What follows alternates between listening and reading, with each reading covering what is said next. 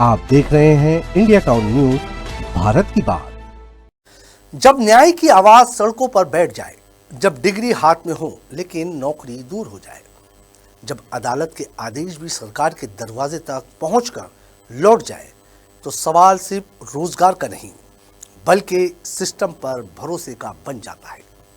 नमस्कार, आप देख रहे हैं इंडिया टाउन न्यूज और मैं हूं आपके साथ कमर गौस। आपको बता दें कि छत्तीसगढ़ की राजधानी रायपुर में इन दिनों एक ऐसा आंदोलन चल रहा है जो सिर्फ प्रदर्शन नहीं बल्कि व्यवस्था पर उठता हुआ एक बड़ा सवाल है। बीएड अभ्यर्थी जो शिक्षक बनने का सपना लेकर सालों तक पढ़ाई करते रहे, आज सड़कों पर है, भूख हड़ताल पर है और न्याय की गुहार लगा रहे हैं। हाई कोर्ट और सुप्रीम कोर्ट के आदेश के बावजूद नियुक्ति का इंतजार कर रहे ये युवक अब टूटने के कगार पर है। तो आखिर क्यों आदेश के बाद भी नहीं मिल रही नौकरी? क्यों सड़कों पर युवाओं का भविष्य अधर में लटका है? और क्यों यह आंदोलन अब आक्रोश में बदलता जा रहा है? देखिए हमारी यह खास रिपोर्ट।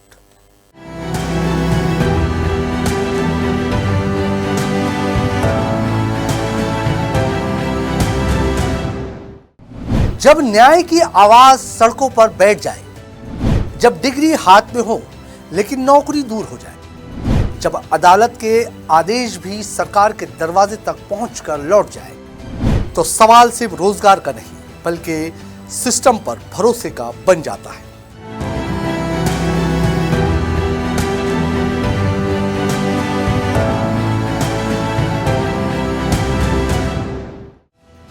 रायपुर का तूता धरना स्थल, जहां पिछले कई हफ्तों से एक ऐसा दृश्य देखने को मिल रहा है जो किसी भी संवेदनशील इंसान को झकझोर देगा। तपती धूप, खाली पेट और आंखों में उम्मीद। सैकड़ों बीएड अभ्यर्थी, जिनमें महिलाएं, आदिवासी युवा और मेहनतकश परिवारों के बच्चे शामिल हैं, अपने हक के लिए धरने पर बैठे हैं। उनकी मांग कोई खैरात नहीं, उनकी मांग है नियुक्ति जो इन्हें मिलनी चाहिए।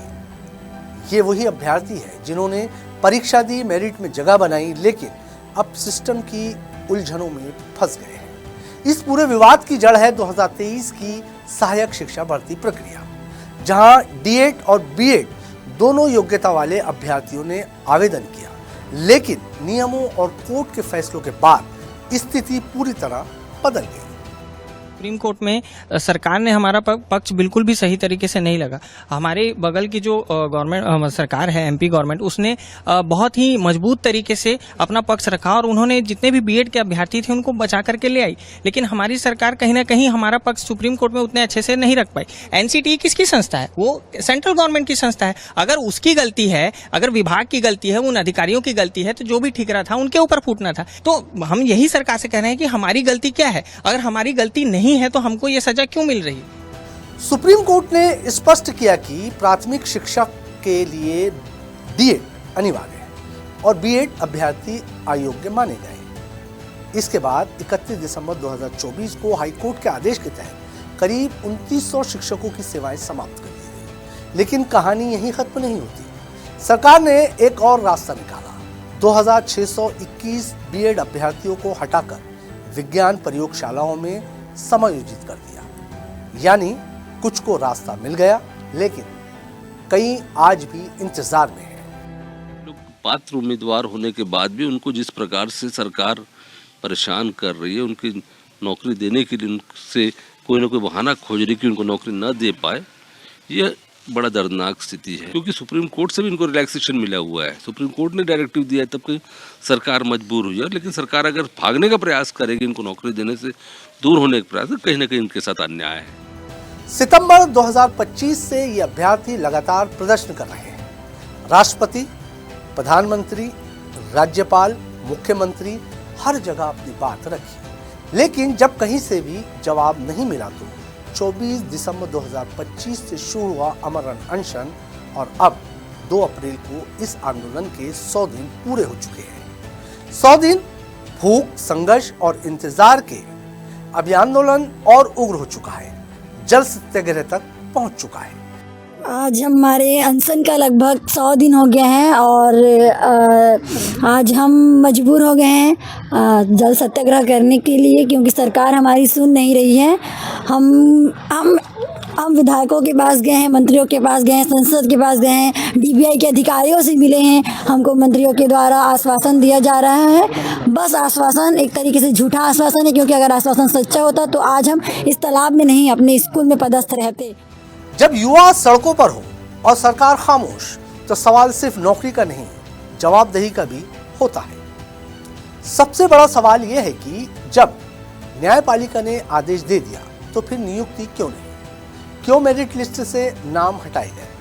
क्यों अपात्र अभ्यर्थियों को भी स्कूल आवंटित किए गए? ये सिर्फ एक प्रशासनिक चूक नहीं, बल्कि हजारों युवाओं के भविष्य के साथ खेल है। धरना स्थल पर बैठे युवाओं की आंखों में अब आंसू है, गुस्सा है और सबसे ज्यादा हताश। डिग्री है, योग्यता है, लेकिन सिस्टम के पास जवाब नहीं। धीरे प्रक्रिया कैसे कर सकती है सरकार? जब उनके चुनाव का टाइम आता है, जब उनको मीटिंग बैठाना होता है तो अर्जेंट वो मीटिंग ले सकती है। तो हमारे नियुक्ति के लिए वो अर्जेंट मीटिंग लेके तुरंत हमको नियुक्ति पत्र क्यों, हमारे लिए नियुक्ति आदेश क्यों नहीं निकाल सकती है सरकार? क्यों ऐसा कर रही है? हमको तड़पने के लिए, हमको मरने के लिए सूता धरने स्थल पर छोड़ दिया जा रहा है। मैं सरकार से विनती करती हूँ कि ऐसा मत करे, हमारे दर्द, हमारी पीड़ा को देखे, क्योंकि वो हमारी चुनी हुई सरकार है। मुझे भरोसा है, उम्मीद है कि वो जल्दी हमको नियुक्ति देगी। मैं अपनी सरकार से ना विनती भी कर रही हूँ और अल्टीमेटम भी देना चाहती हूँ कि 1 सप्ताह के भीतर अगर हमारे लिए कुछ लिखित आदेश नहीं आएगा तो हम सामूहिक रूप से जहर खा के आत्मदाह करेंगे। आज जब देश विकास की बात करता है तो ऐसे आंदोलन कई सवाल खड़े करते हैं। क्या पढ़ाई करने के बाद भी युवाओं को सड़कों पर बैठना पड़ेगा? क्या अदालत के आदेश भी लागू नहीं होंगे? और क्या सरकार की चुप्पी सबसे बड़ा जवाब बन चुकी है?